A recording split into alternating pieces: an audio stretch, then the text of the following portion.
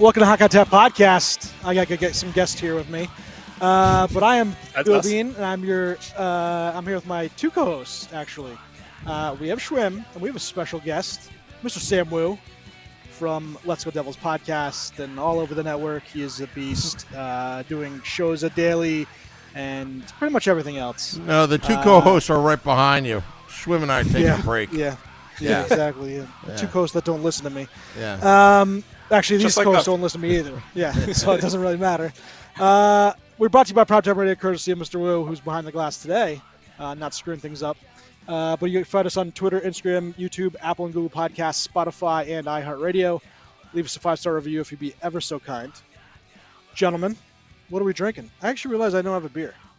Wow. So while Sam mutes the music and tells me what he's drinking, I will go quickly get a beer and bring it back, which takes me 2 seconds. Please do. I wonder what Sam is drinking. Is it and Crew Brew again? Sure. Nice. Give me 1 second. Let me grab one right behind me. Do you really have one there? Oh, I see the cans up there. Nice. There it is. And Crew Brew. Yeah. I love it. Crew Brew. I'm trying to finish up my last of my Zigmeister. I already had this before. The only time I drink is on this podcast, so I just got beer sitting. Yeah, or you Not come to being my drank. house. I know, I got to come over there. Sal Stellium, it's another fruited sour. I've had this before. I think it's the last one I have of it. It was a 4-pack. Nice. So I got, and we had a couple of these this past weekend, Slush by Prairie Artisan Ales. It is a strawberry, raspberry, lemon, and lime. Not too bad. I had to grab something real quick. And as you can see, I still have guests over here. In matching pajamas? Oh, yeah, that's Bluey Christmas. Yeah, this is Nice. what we do at the Dean household. All right, let's get what's on tap for today's episode. Here's a weekly snapshot. Now, there's plenty of ways we could go with this show because this might have been like one of the busier mid-season weeks that we've seen in quite a while. It's been extremely, between games and, player roster moves, just everything's kind of been all over the place. But obviously the big one and the name of the title, Wild Trade, Quinn Hughes. I'm enjoying this. She just takes my Muhammad Ali Foreman. Now, this is the actual program from Rumble in the Jungle, so it should not be touched, especially by tiny hands, and she managed to take it off of the top thing, which I don't even know if she knew that was there. So I'm going to put this over That's here. pretty impressive. It's a collector's item, and my Yes. daughter's trying to read it and rip through pages. Stop it. Oh, man. It's a coloring book. That's what I'm going to tell her next time. Yeah, it's a coloring. Yeah. Oh, boy. And Sam, we'll talk about you coming over because I did get the Unify, and I have no idea what I'm doing. Okay. But yeah, so Wild Trade, Quinn Hughes. Sam, we just talked about it less than a week ago with Luke Richardson, and we thought maybe the Devils is the number one team. And then he even said he thought that it would most likely be an end-of-year thing, the draft. Mm-hmm. It happened real quick, and Quinn Hughes is now a part of the Minnesota Wild, and they got back the Vancouver Canucks, that is, a much better package than I thought they would get. Zeev Buum is, top 10 prospect, one of the better defensive prospects that's come around offensively. That's come around for a while. He's an Energizer bunny. He's full of energy.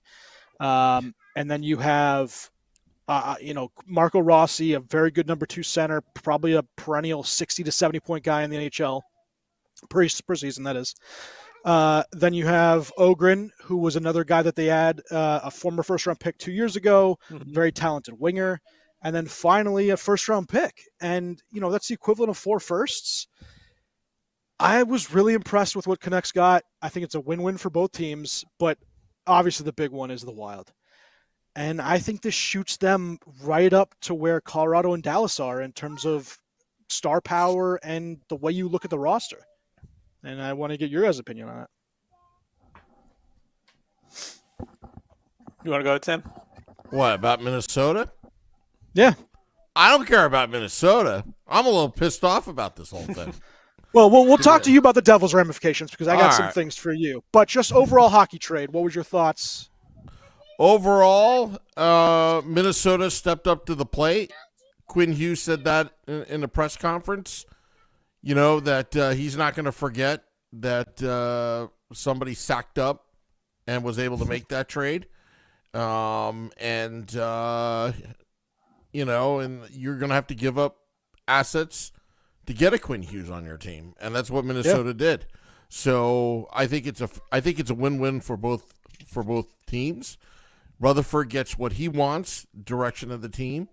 Minnesota gets what they want, and Fitzy. We'll talk about this a little later, but Fitzy couldn't make the money work. Yeah.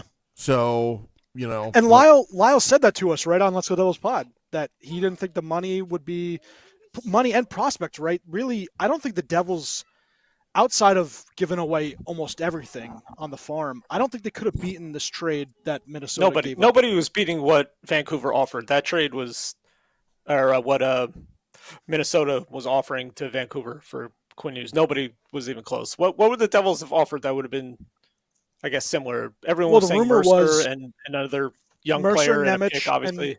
And 2 firsts, right, Sam?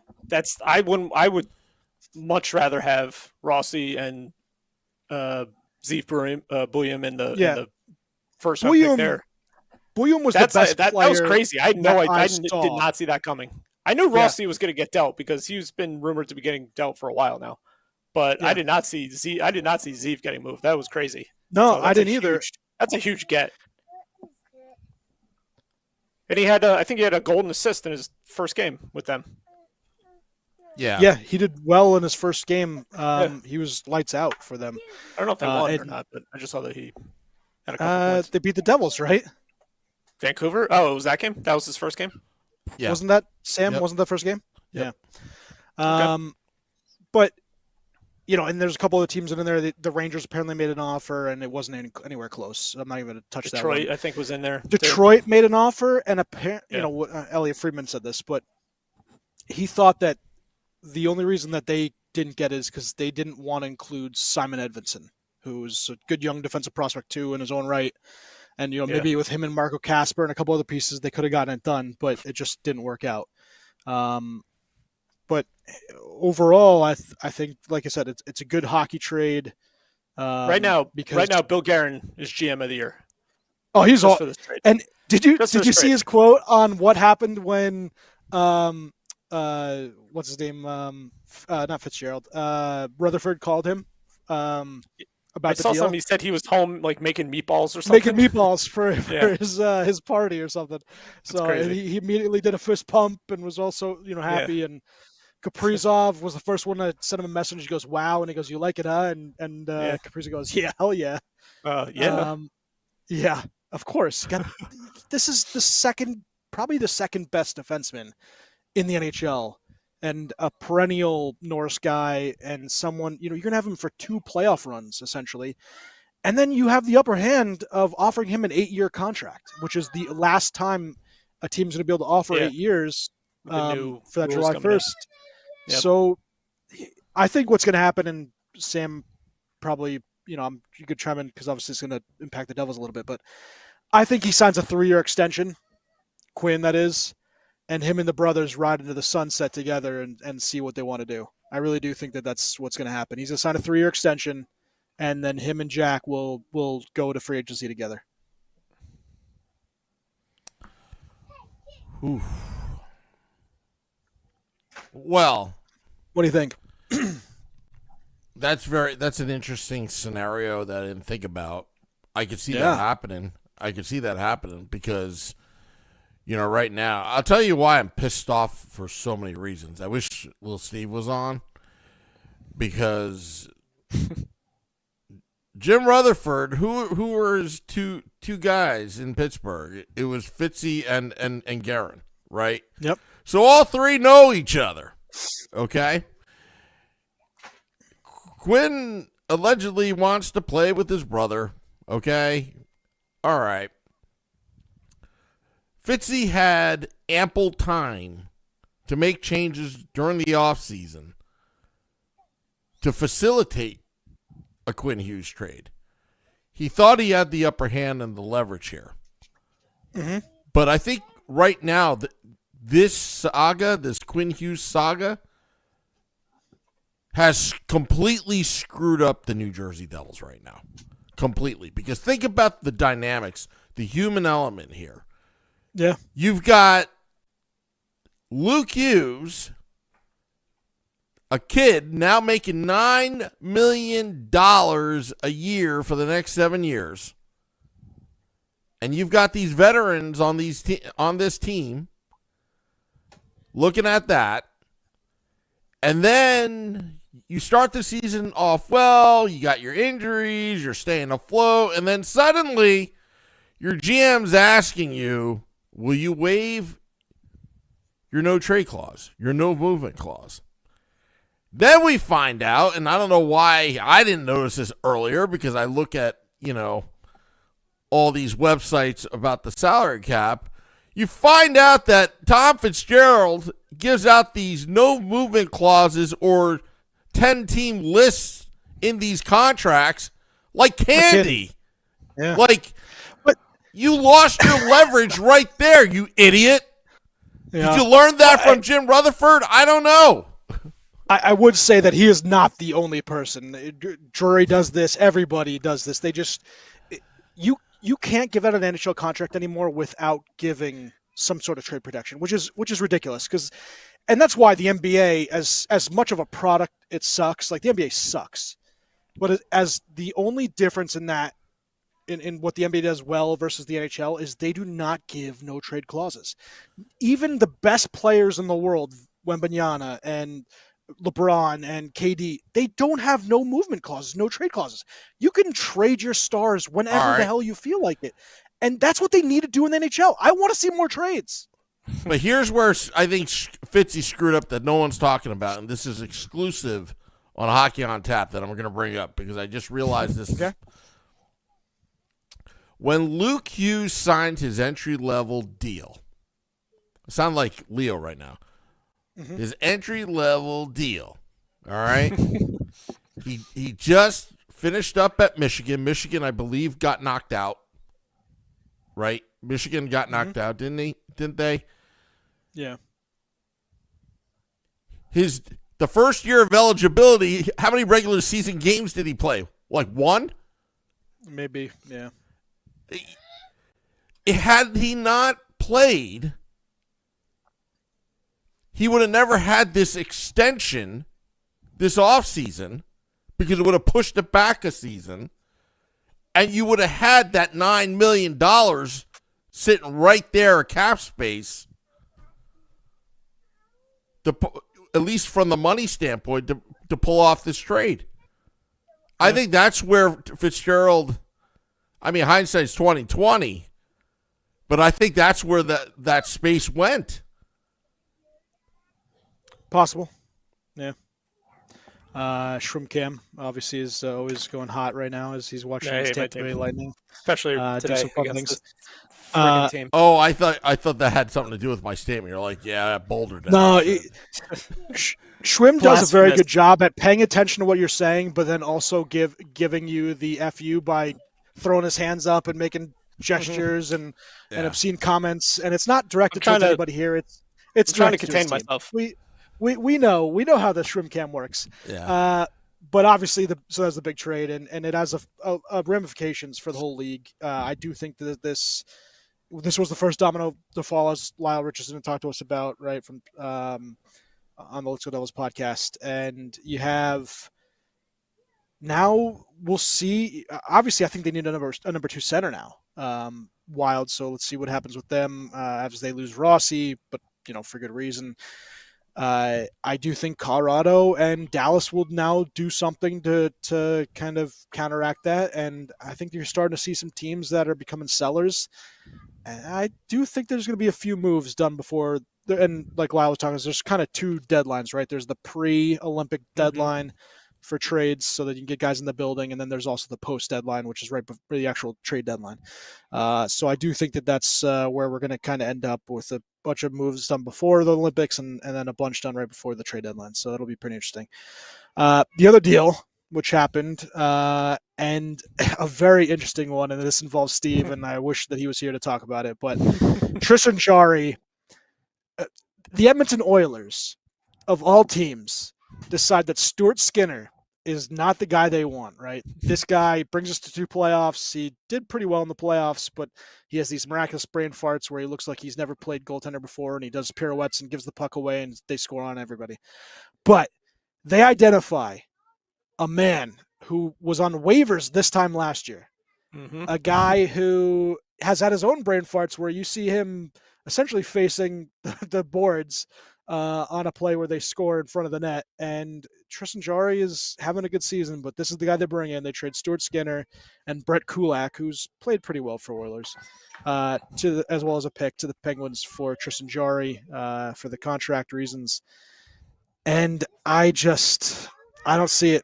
I don't know how this is the move you make. If it had been Picard, maybe that would have been interesting. But I would have played the hot hand of Jarry and Stuart Skinner and done it that way. But of course, I'm not a GM, and especially not one that's dumb enough to play for the Edmonton Oilers. But yeah, it is pretty interesting, that move, and I wanted to get your guys' It's like opinion. they traded for the same player from another team, from another organization. Yes, the same horrible goalie from another team. Yeah, he makes kind of boneheaded plays sometimes, or not in position very well sometimes. But Pittsburgh wins this trade 100%. They get rid of Jarry's contract. Yeah, the contract, full contract. There was no money held back, which is amazing. Is it 2 more years or 3 more years after this? I can't remember. I think it's 2 more. I think. And then what is? I forgot to see, what does Stuart Skinner have? Does he 1 more year? Is he 1 more, or is he a free agent? Yeah, I actually don't remember. I don't remember. He might be a free whatever. agent. They get a 2nd-round pick. They get Kulak also, who they could then probably flip at the deadline to somebody, possibly. Yep. So I think they made out fantastic on this trade. Edmonton, I don't know. Nobody knows what they're doing. I don't even think the management in Edmonton know what they're doing. So it's probably best not to think about it. It's gonna hurt my brain too much. It will hurt everybody's brain. Yeah. They keep losing. They got smoked by Montreal last night. I don't know. I don't know what they're doing. But Jarry's, I don't want to say Jarry's horrible. He's not bad, but he's like, I don't know. It's a head scratcher, this move. The goalie market's pretty thin. Like, if you're trying to trade for a goalie, he was probably the only goalie that you could probably trade for. Who else would have? What other goalies on the trade market or on the trade block? Not a one that you would want to see starting for a while, but I do think if the Rangers fall out of this, that Jonathan Quick would be available. And I've said it already. I think that first of all, he's having a great year. But second of all, I really do think he should make the USA roster as the 3rd goalie. And strictly because he's not going to start at all. And that's not the point of him being on the team. You're going to have Hellebuck and you're going to have Ottinger, and those are going to be your 2. Maybe Swayman makes it. He's playing awesome, so I can't disagree with that this time. But you have a veteran presence in the locker room that's played in the Olympic Games. He's won cups. This guy's a winner, and he could provide a stabilizing presence in a locker room with a lot of pressure on it. And if someone gets hurt, if one of your goalie gets hurt in a game, that's the only way he's getting there. I think. But the second guy would come in anyway. Goalie gets hurt. He would still be the 3rd guy, right? So if you lose 2 goalies in the thing, he's not going to be one of the top 3 goalies for USA right now. There's no way. The only way he's getting there is if one of those top 3 guys gets hurt and can't go. Maybe he gets. No, but I'm saying it the other way. Thrown in there. You have the 2 guys come. He's your 3rd. And if someone gets hurt in a game, you can add another player. So you would just bring in that other guy anyway, and then he'd be your 2nd, and then Quick would still stay your 3rd. I really do think it's a fantastic idea that the NHL or that the USA or even Canada, like whoever uses that, should utilize that tactic. But that's just, dumb old me. We talked about, obviously, the goaltending and stuff, and a couple other things have kind of occurred recently. Another replacement You have Kekalainen, Yarmo coming in as the Yep. Sabres GM, replaces Kevin Adams, who sucks at his Not, job. he doesn't even have an intern tag. He's the general manager. Yes, Most of these just guys, when GM. they get fired, they're the guy who takes his place is usually an intern tag or something like. Yeah. Nope, Yarmo he's the GM. No intern tag. Listen, a mess. anybody was better than And- Kevin Adams, so Yeah, it's true. I It's can't, like his. I can't hit this one. But it's just like ever since what's his face took over the team, owns the team, Pagula. Like, does like he have to go? Like, what is the team has been awful ever since he took over. They've had like a million different head coaches. I think they have 2 or 3 first overall picks. Haven't done anything with them. GMs, I don't know. Was Adams the GM the whole time for Pagula when he took over? I don't know. I had close to it. Somebody else in there, but they've had horrible finishes every single year, either last or second to last or third to last. Never, of course, not making the playoffs. They haven't made the playoffs in 14, 15 years, whatever the hell it is. Yeah. It's like the top. It starts at the top, and they're, I don't know. This is one domino to fall. Maybe something else happens there. I don't know, but I like Yarmo. I think he can do a good job. Yeah. But who knows? Kekalainen's awesome. I like him. And he reminds me of the guy from Back to the Future. Yes, he does. Principal. You're a slacker. Yeah, principal. Yeah. Oh, by the way, just so you know, they're coming out with flying cars. Yeah. I saw that in the New York Post a little earlier today. Flying Once cars. they're released, then Buffalo will make the playoffs. Yeah. When pigs fly. They've already have $1 billion in fly. sales for these flying cars called, I think, yeah. New York Post, world's first flying car available to customers by early 2026. Yeah. Driverless flying taxis in the future can fly nearly 125 miles on one battery charge. Hovering automobiles around exactly. You thought I was making this stuff up? Yeah, but how does that work? It just flies. No, but like, if you have 1.21 gigawatts, you could go back to the future. Is it only like a couple inches off the ground flying? Or yeah, that's what I'm saying. Okay. Or is it like they're a little bit above the highway? They're like 10 feet above the highway, but they can't have to go under the bridge. Did you look at that picture in the article? Yeah, it's on a monumental collapse right now in this freaking game. It looks like I guess I've idiot. It's got little propellers, right? It's got 4 propellers on each side. This guy plays 2 minutes a night and takes penalties and contributes nothing. What is the point of having him in the lineup? I love you. Nothing is going to happen. There's no fights, and if there is a fight, he's going to lose. That's all he does. He's lost every fight he's had. Then send him back to his house with a flying car. I wish he would fly the hell out of here. Go somewhere else. Go to the press box, please. It's a waste. Oh, it can also land and be driven on the road like something out of a James Bond movie. Pre-sale is $300,000. Can it go in the water? I gotta get one. How much are they? But like, 300,000. I want to know, $300,000. how far in the air does it go? And are there going to be FAA rules? Like, how is that? What company is making these? This is Aleph Aeronautics. Aleph, yeah. Okay. ALEF. The Model A. This is pretty cool. Just as a reminder, you're listening to Hockey on Tap podcast, where we talk everything hockey. And first flying cars and everything else. Yeah, we don't talk about hockey. We just bullshit. Silicon Valley facility. I get mad at my team. I need to know. I just need to know a lot about this. Like, what are the rules for something like this? Because obviously you can't. I could just fly above somebody else's car. On 287. I guess. I'll tell you what I'm going to do, guys. Now that technology has evolved, my childhood dream is to build KITT, the Knight Rider car. Ooh, Knight Rider. Yeah. So you got that. You could use an Apple Watch. You could use, and eventually they're going to have self-autonomous driving. You've got AI in the future, right? To be KITT, right? You got to program them to preserve human life.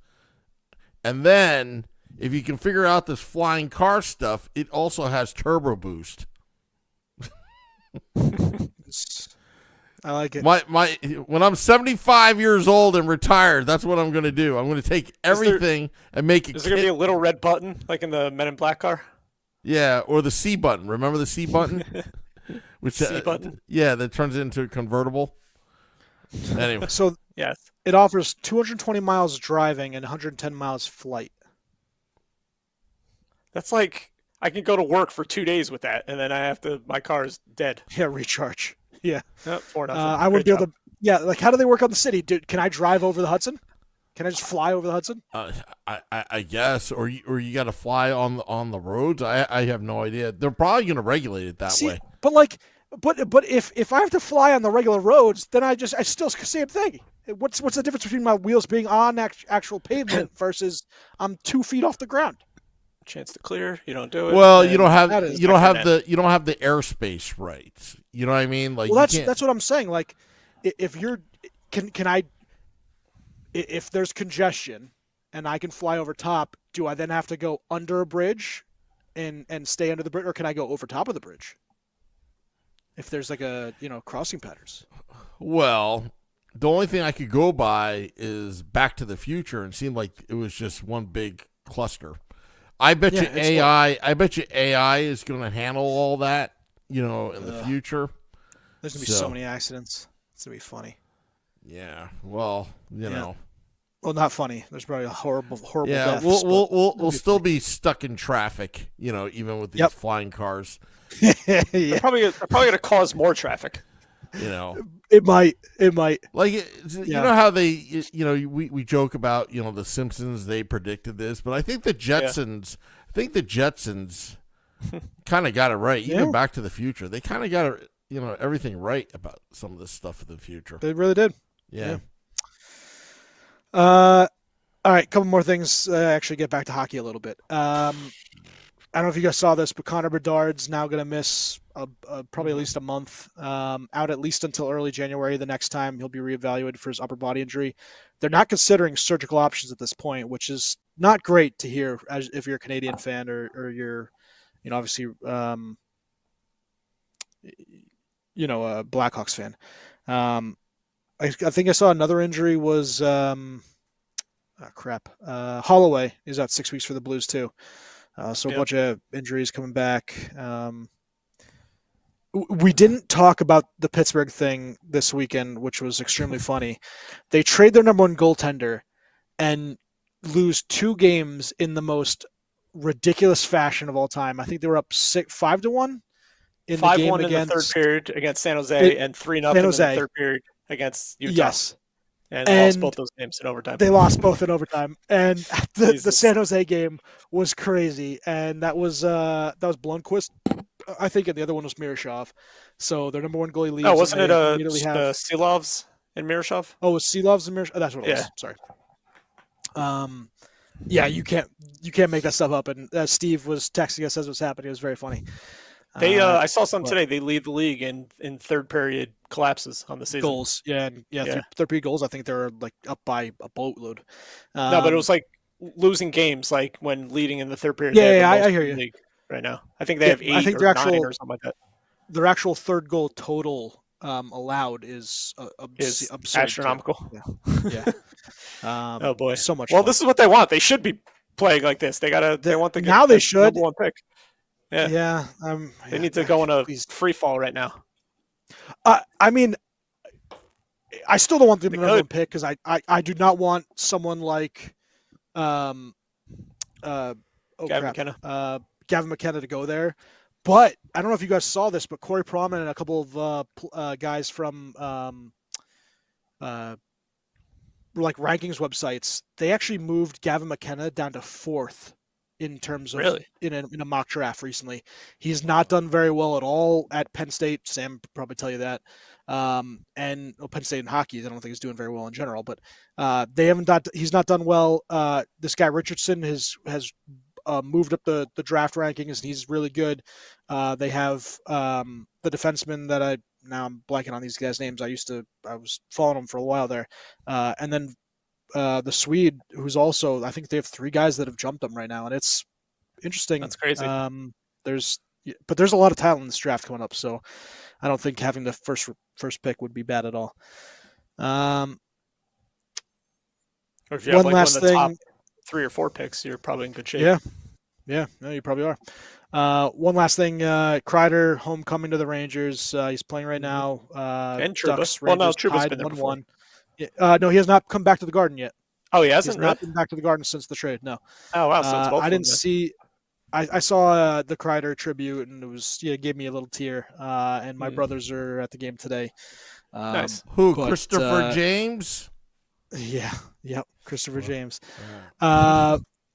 So they're enjoying the game, but I saw the tribute, and there's a good long-standing ovation for Kreider. I did not see the one for Trouba. I would imagine that is not nearly as good, and it kind of sucks for Trouba because he probably would get a decent ovation, but when you have Kreider there, you're going to get up, Yeah, there's no way. shown. So, but the weird thing was, Mike Sullivan sat Mika Zibanejad for this game because apparently he was late. Yeah, he missed a to meeting. team meeting.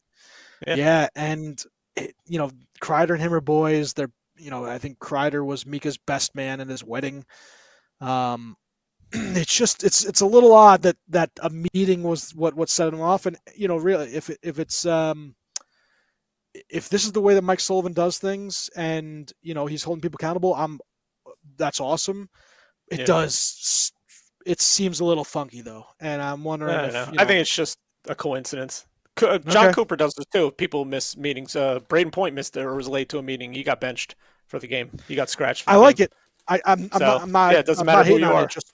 It is. It's just a weird circumstances, and for arguably the biggest game of Mika's season to date, where he, it's his best friend. So, hey, Bill, just so you're aware, before you came on the podcast, Schwim and I were thinking about suspending you for this podcast for being late to your own podcast. Yeah, that's true. Being late being late on the 10-minute delay. You were late. I was 2 minutes late on a 10-minute delay.